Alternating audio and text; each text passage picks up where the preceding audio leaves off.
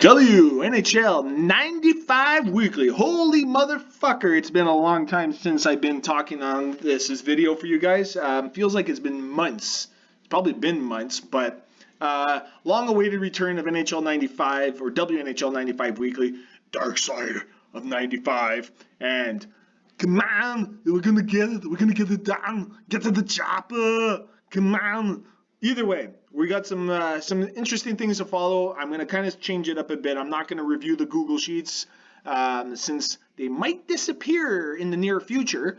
Some good positive stuff. Thickeness, hats off to you, man. Like great thing that he's created is basically created an extractor. Literally this morning's box scores took me, I don't know, 3.5 minutes. Compared to my hour and a half daily to do these, and then I do them during the night. Even if I wanted to do a blast at night, I can probably do a blast at night. But overall, the big thing is that we're potentially going to be going, I'll keep it as a secret, we're going to see, but we got some great things coming down the pipeline, even though Season 5 is going to kick off in August, kind of like create 4 seasons a year. I think that's a good fair share amount of time between like the 4th and 5th season is about a 2-month period. That's why we got the queue. If you're interested, DM me. It doesn't really matter. But in today's episode, we're gonna have a little bit of music playing in the background. So the Dropkick Murphys, what is it called? Red Tattoo, who was our intro on this one. Thanks to the guys in Waterloo with their little bit of punk. We're gonna have a few things this week. We're gonna review a little bit maybe of some studs and duds. The top 3 studs, top 3 duds. I would say right now the top 3 studs. Fucking Adolf Oliver Nipples with the Pitt intramurals. Like the guy is an absolute stud this season. A lot of people, I wouldn't say counted him out. Like they just couldn't put it together. But let's just hope he's not the Minnesota Vikings. He's a paper champion. He wins it all in the regular season, but can't fucking finish in the playoffs. I just got a feeling this year is not that year. This year is the year he puts the icing on the cake and be able to come through, push himself through. The hard thing is there's a potential that he has to play the guy for the title that beat him last year in Thunder Bay with Sean Bell. I really don't think that Adolf is going to have that same meltdown this year. He's going to have a lot more focus. That Yenza's going to get it done. The second stud, literally, Gambini, man, the Magic Man. He's coming out of nowhere in the second half of the season. He's really putting together some key wins. He's pretty much, I don't think he has a chance to make the playoffs as in the play-in rounds, but I do think he can make some noise in the Shitty Bill Cup this year. Last couple seasons he's been knocked out by me last year, and I think the year before was by Sammy Smith. So he hasn't really had any success in any kind of playoffs. I'm the one to talk. I only beat Gambini who was in the Shitty Bill. I haven't won a Bruley Cup series at all. Fuck you, McLean, and your bullshit saying that, is he ever going to come through? You know what? I'd rather be talking about what I'm talking about now with a potential chance to winning the first round than actually having to play in the Shitty Bill. Sorry, bud. You got to beat the Wolf. Oh, it's Wolfie time. I don't know. We'll have to wait and see. And the third stud of the week, I really impressed with Ekiel. I know everybody would be kind of like, Ekiel, why would he be a stud? I played him last night, and it seems like you put this guy with a couple of better players on his team, we could be talking about him as a Bruley Cup contender in the next season or two. Really playing lights out, even though I'm using Coach Mike's garbage fucking Brindamore team, that's all he has is fucking paper defense and his so-called goaltending with Van Beesbrook. I understand now why McLean got rid of him. It just didn't fucking hold true. Maybe that's the reason why McLean didn't get past the first round in the first season, got past me in the second or third, whatever it was, but has never made a deep run. It's because of shitty goaltending. Van Beesbrook is a turd. That's my opinion. Fuck him. Duds of the week. Coach Mike, you're on the top of the list, man. Like 30 games in 2 months. I understand people have life, family, and work and everything like that. I understand, but communication is key. That is a complete laying an egg. I would even go to the extent of an ostrich egg. It's a big fucking disappointment. But what are you going to do? It is the way of the league. Sometimes the timing just doesn't work for some guys, and this is one of those instances. Another dud. I'm going to have to fucking throw you under the bus, McLean. What a shit show you've put on this year. You've put together some great wins lately. You beat Thunder Bay. But then you fucking turned around and shit the bed and can't even. I don't know where your scoring's gone. It's dried up like a motherfucker. And I would have thought you bringing in Iserman, you would have been the second coming of God. But it seems like you've been the second coming of fucking, I don't know, a court jester. It's comical to some degree. I really hope that your trade of Bork is going to really push you into to get Iserman. It's going to help you this upcoming season in season 5. I do understand your logic, building for the future, kind of getting yourself in a better position. But you know what? The WNHL 95 does not wait around for people to say, I'm building for the future. If anybody who can say that they're building for the future is me, with Sydney, when you got Teemu Selanne, Shane Doan, and Jerome McGinley for the next 16 seasons as your top 3 forwards, and neither of them drop below an 80 in starting 2 years from now, that is building for the future. I can fucking trade my draft picks and just pick up studs wherever I want. But that's the strategy that I use. And Wolfie, you're right. McLean, you're right. I might just blow it up again if I get eliminated in the first round. Even if I get eliminated in the play-in round, which I'm fucking insulted with you, Bell. How dare you put Colin ahead of me without him even playing his games yet? I guess the assumptions roll on. And then the last dud. It's hard to find a third dud. It really is. The third dud. Fuck it. It really hard to find a third dud. I would honestly have to throw. I was going to throw JNC into there, but the man fucking came out and played 7 games last night. So I had to pull it out. So we're only going to go with 2 duds. So going on that, I'm gonna go into another segment. I'm gonna call this "What If Movies." What if movies? So I sat on my balcony this afternoon and I was just wondering, after fucking working 8 hours of fucking fixing caskets, driving around the fucking northern Ontario in the wonderful Wasaga Beach area of Barrie. It's so wonderful up there. Fuck you, it's a bunch of dickheads that don't know how to drive. Either way, I came up with each team with their own movie, inspired by a movie that's out there already. I'll give you my justification to each one of them and why I think it's that way. But that's me. Autobahn, Fast and the Furious. It seems like, okay, you got a great team. It's just like the movie, you got great cars.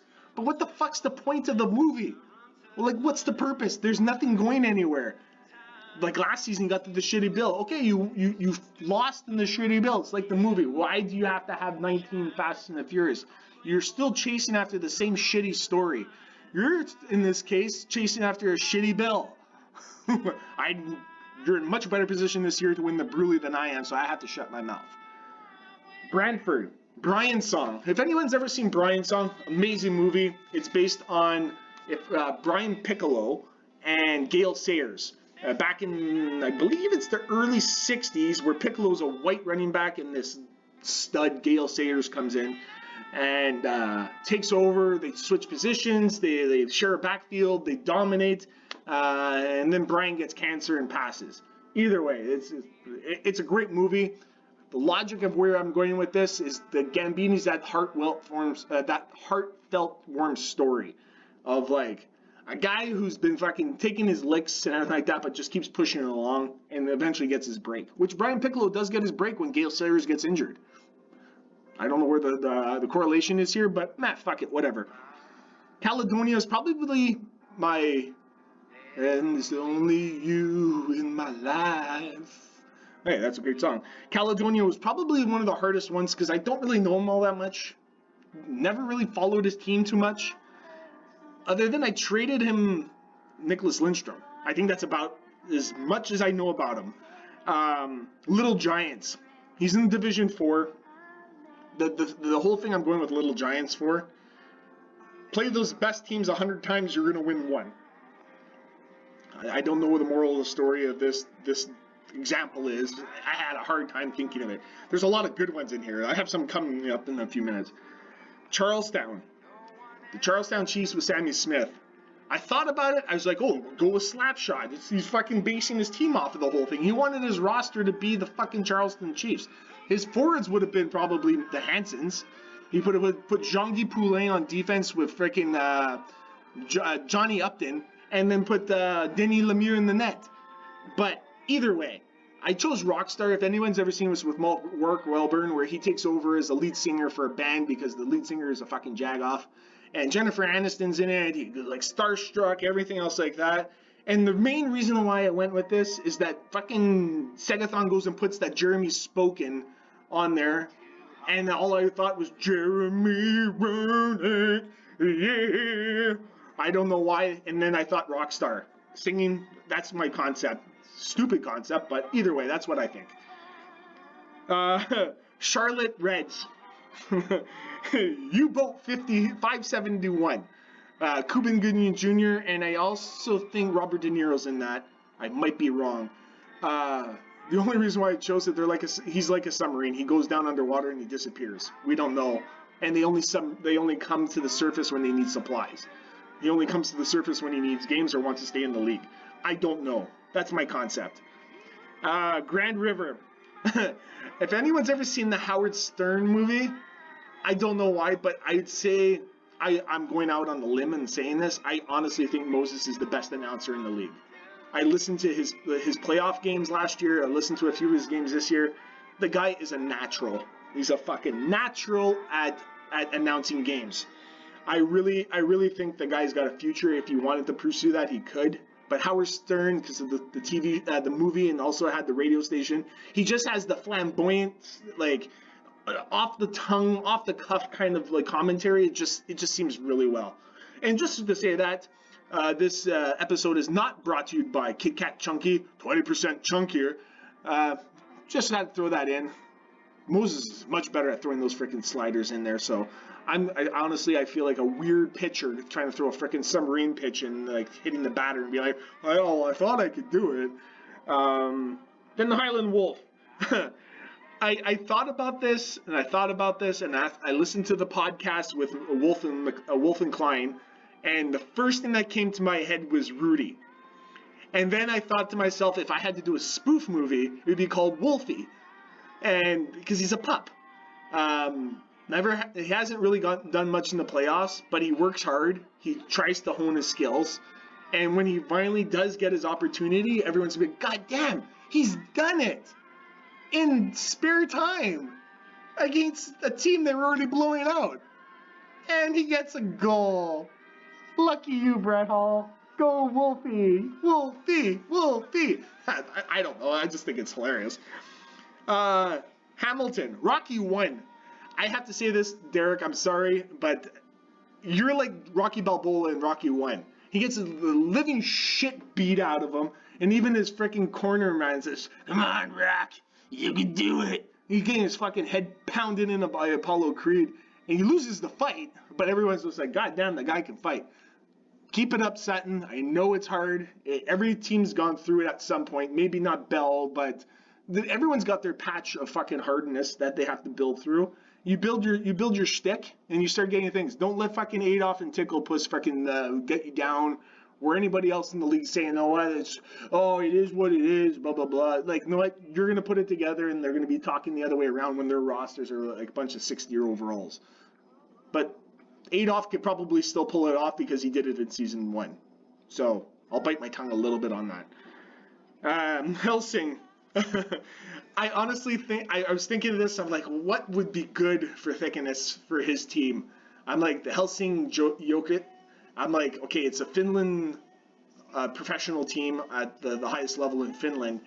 And the logo, I love the idea. He passes the puck a lot. But then I honestly thought Prestige Worldwide. I don't know why. And then I was like, well, he comes from 94. He's trying to put it with 95. Step Brothers. Did we just become best friends? I think we did. Yup. And think of what was the thing? What's the best magazine out there to jerk off to? Best, what's called? Good Housewives. What's the most attractive man that you would be with? John Stamos. Did we just come to best friends? Yes, we did. Thickness, man, your passing is fucking lights out. Wolfie was mentioning the other day he's in envy of it. we all, I think, are in envy of your passing abilities. Now, the one thing is that I want to see is that the 94 guys seem to have this shtick of sticking it to the 95 guys. I would love to see you beat Gaelic Gopher, but I honestly think that game's going to go 7. He's going to beat you. But prove me wrong. We'll go from there. It's all good. K Vegas with Matty A. Man, at times I think you're a punching bag. I have to go down the line even saying you're a palooka. You're a rope-a-dope. But the thing is, man, is that you just stick it out. Like, honestly, it's fucking, I'd be pulling my fucking hair out. Like you said, you might be a sucker for punishment. But I honestly was trying to think of a good movie with you. I would want to say Rudy for you. Because every time you get a win, man, I'm like, fucking A, man. That guy probably worked his goddamn ass off to get that. I would say you're like Rocky trying to fucking run up the hill in Philadelphia. Right up the fucking hill. Cheer it out, man. Get every win you get, man. Cherish it.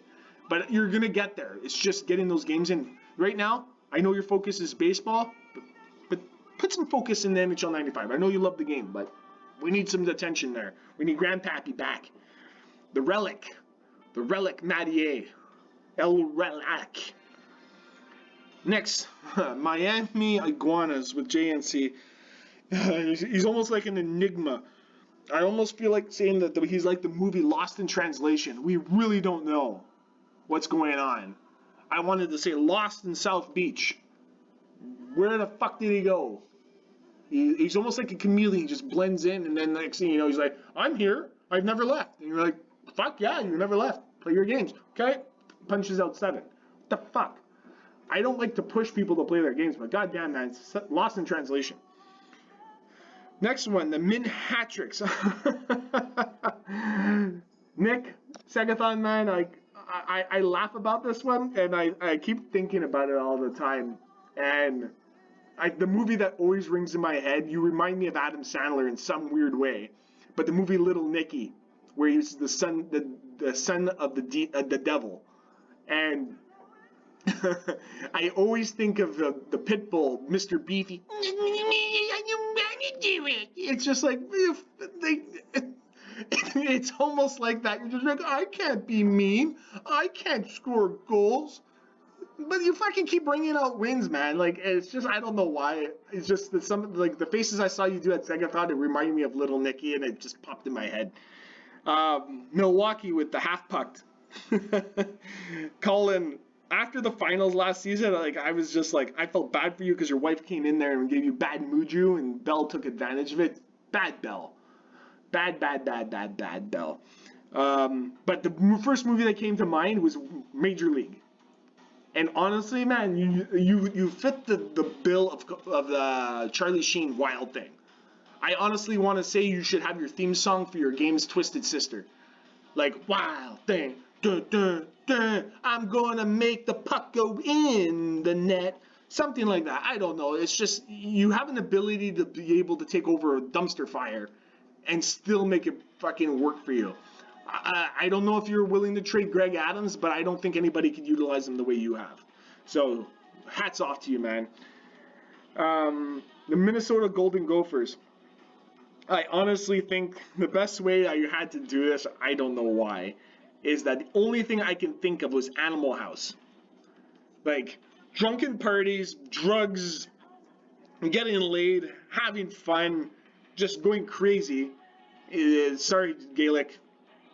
Judd, man, you're the fucking wild child of the league. And anybody else who says they think they are, I honestly don't think anybody else comes close. And maybe some of the Segathon guys can attest to that, but like, I honestly think the movie Animal House with Jim Belushi, is it Jim Belushi or John Belushi? But that movie symbolizes you. Animal House. Pit intramurals. Adolf, I thought about this for a long time, and the only reason why this movie came to it is because of your videos, and it automatically came in. Like, this is Adolf. This message goes out to the puss, and you pump and dump, man, pump and dump. And the first movie that came to mind was Dodgeball. The only reason why I go with Dodgeball is if you look at the movie with Vince Vaughn, and I forget the guy's name in the wheelchair, If somebody's going to probably correct me on it, but I honestly think like if you can dodge a wrench, you can dodge a ball. And he throws it and hits the guy and he gets hit. It's just fucking hilarious. For some reason, I think you're like Vince Vaughn. You're like, guys, let's just get it together and put it together. It was like kind of like how they eventually won that game over Ben Stiller and the Vipers. Fucking stupid. It's almost like Zoolander, but Zoolander's a good movie. I find it really funny. But I honestly think you're like season 1 to now is that like the progress that you've made is absolutely amazing. And dodgeball kind of does that. Like a bunch of misfits eventually win the dodgeball title. Whatever. Just stupid thought process, but whatever. Providence, any given sea bass. I honestly think the only reason why I thought about this, or any given Sunday, Willie Beeman, you remember when the O-line said, fuck you, because you think it's all about you, Beeman, you fucking asshole. He's like, fuck you, man, I'm going to do this all by myself. Is when he uses Mike Modano and just goes fucking complete chaos mode and just demolishes people with them. After last season, what he did at the end of the year and fucking just shorthanded goals, everything, and just like, I'm using Modano and I'm going to beat you. And everybody knows he's going to use Modano and he still beats you. So that's the movie that came to my head. Renfrew, semi-pro. If anybody can see it, Will Ferrell. It's also got Woody Harrelson. And the reason why I think about it is because Renfrew's trying to get to 4th place. And the reason why I went with it is when Will Ferrell had his dream and his mom's, I think it's Queen Latifah. And he finds out that he's like, I'm half black? I didn't know. And she tells him, says, you're going to have something that's going to win you 4th place. It was the alley-oop. And Renfrew was the first one in the league to actually do the dump. Flick the puck into the corner and go and chase it with the dead man. At least the first person I saw do it and heard of it. So I'm going with that analogy. Is the alley-oop's going to win him 4th place. And I think he's in 4th place right now, or he's pretty damn close to it. Richfield. Second-thon, guys, I'm sorry, but Mission Impossible 2. And the only reason why, Tom Cruise. I didn't choose Mission Impossible 1 because I hated it. Mission Impossible 2 was much better. Saguenay. Angels in the outfield. It seems like G-Lock always seems to find a way to get wins.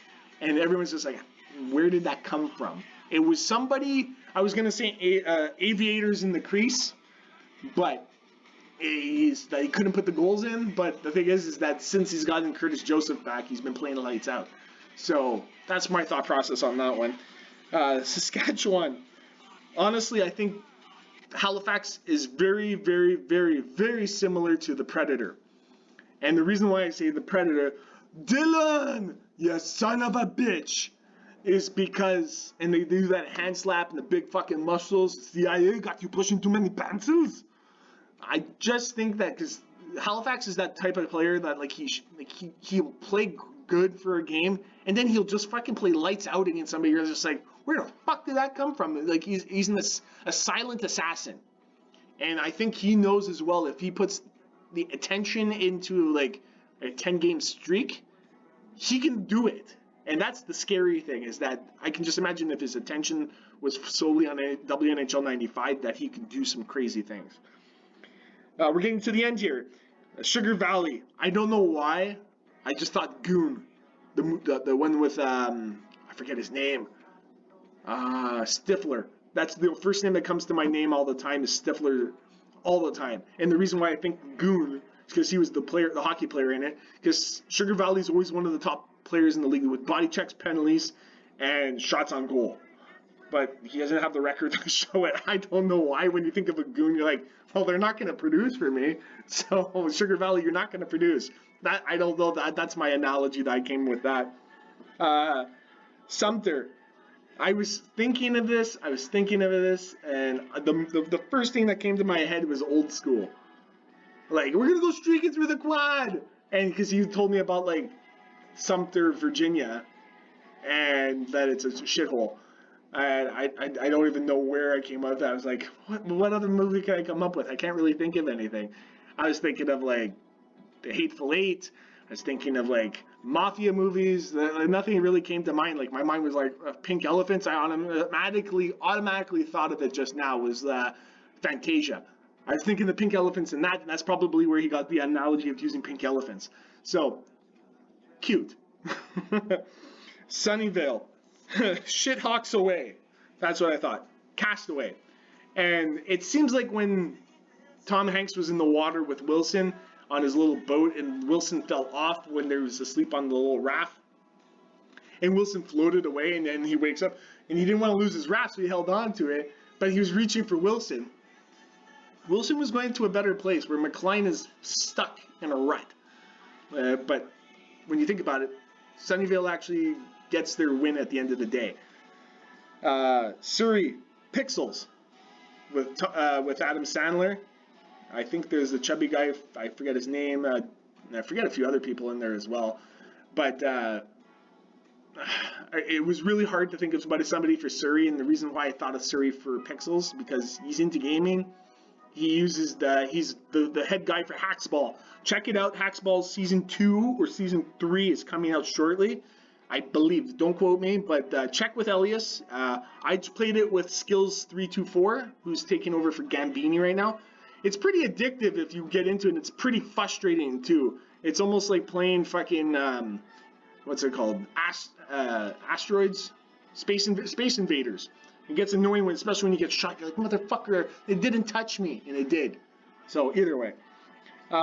Myself, Sydney, Field of Dreams. Like, nobody believes me in what I'm doing. Nobody believes in it. No, everyone's, and then I said that, well, there's these ghosts, there's Shoeless Joe Jackson, there's all the White Sox, the Red Sox. And like, oh, it's such a beautiful thing. I'm going to cut down my whole team to prove to everybody I can bring the White Sox there. And then everybody's like, well, I see them too, Daddy. Well, it's because you fell off the fucking bleachers and choked on a hot dog. Maybe that might give you some hysteria or something like that, but believe in me, I have a field of dreams here that I am hoping to build. Taipei, the perfect typhoon, or the perfect storm. The guy's coming back from I think it's the Middle East somewhere. He says Uzbekistan or Uzbekistan, Kazakhstan, something like that. I can't remember exactly the actual countries that he's going to, but he's eating horse meat. So when you come back, Nate, you're going to be called horse meat from now on. I think a few people have already alluded to you being horse meat. And on top of it, too, is just you chose Perfect Storm because fucking that boat, you wanted to go back out for one last run. You wanted to go get it. And your boat capsized and everybody died. But your memory lives on. And that's probably what it's going to be like when you get back and you're going to be in the playoffs. You're like, shit, I haven't played for a month. And, well, I think a lot of us haven't played in a month with Coach Mike and JNC not playing. So maybe you might be okay. But who knows? We're going to have to find out. Then the next one I would say is Thunder Bay. I honestly, I couldn't think of a good analogy for Sean, but the first one that came to my head was Mighty Ducks 2, and thinking of Team Iceland, Gunnar Stahl. That's Sean Bell. A clean cut, well put together, well spoken, and just fucking nasty at NHL 95. And he's definitely putting a spell on people. So we're going to take a little Jesse Kinch from I Put a Spell on You. You're mine! Oh yeah! I'm gonna stop your thing that you're doing. Alright, back to it. We're almost done. Troy Hill, Marley and Me. Jennifer Aniston and, I always forget his name.